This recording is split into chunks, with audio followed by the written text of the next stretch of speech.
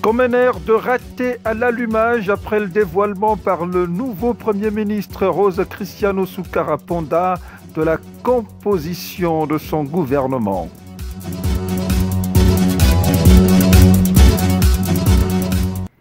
« 24 heures après son arrivée au prestigieux poste de Premier ministre, Rose Cristiano Sucarrapanda vient de dévoiler son gouvernement sur fond d'espoir perdu pour ceux qui l'attendaient sur les étranglants dossiers sociaux. Marc Ulrich Malekou Mamalekou. Par décret du président de la République, en date de ce jour, et sur proposition du Premier ministre, chef du gouvernement, le gouvernement de la République est composé ainsi qu'il suit. Premier ministre, chef du gouvernement, Madame Rose Cristiano Sucarrapanda. Ministre d'État,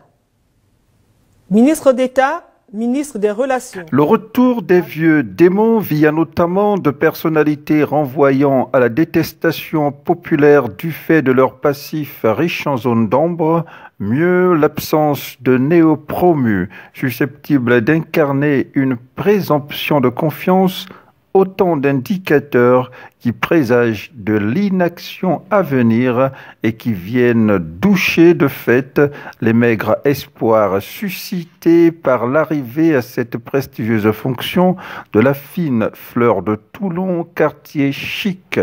du 4e arrondissement de Libreville. Et comme il n'y a pas de rose sans épines, c'est vraisemblablement sur des épines,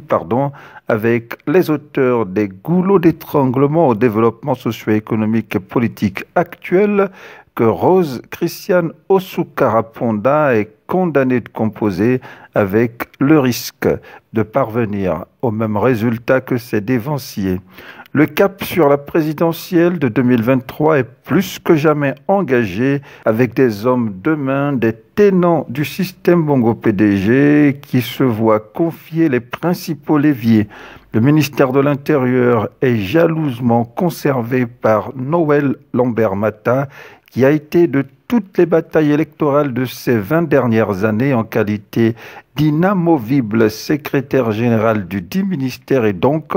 au cœur de toutes les élections polémiques qui ont scellé l'élection, voire les réélections controversées d'Omar et Ali Bongo Ondimba. La défense nationale échoua à un homme lige d'Ali Bongo, Michael Moussa Adama, ancien ambassadeur du Gabon aux États-Unis, qui devient le nouveau porte-flingue du gouvernement avec un rôle on ne peut plus sensible lors de joutes électorales dont les présidentielles pour lesquelles les contestations ont toutes été réprimées jusqu'ici dans le sang. Pas comme Moubele Boubeya, dont le personnage est associé par une certaine opinion au massacre des populations civiles et désarmées contestant la réélection d'Ali Bongo en août 2016, fait un comeback au gouvernement après plusieurs années de traversée de désert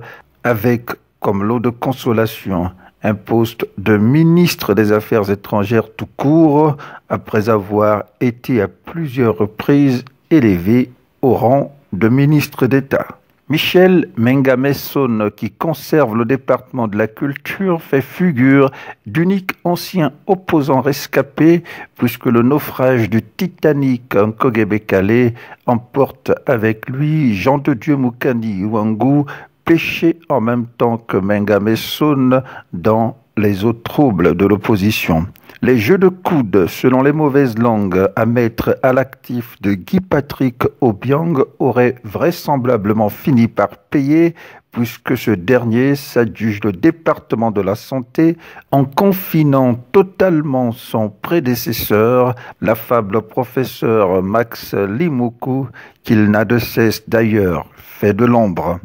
Le départ d'un Kogebe-Calais ouvre de nouveaux horizons à la jeune garde de la commune de Ntoum, son bastion politique, signe des temps, La promotion de Carmélia Ndoutoum-Leclerc au poste de ministre délégué auprès du ministre en charge de l'enseignement supérieur et de l'éducation nationale. Un gouvernement vraisemblablement à forte propension électorale, voire électoraliste, selon de nombreux analystes, qui court le risque de ranger les urgences sociales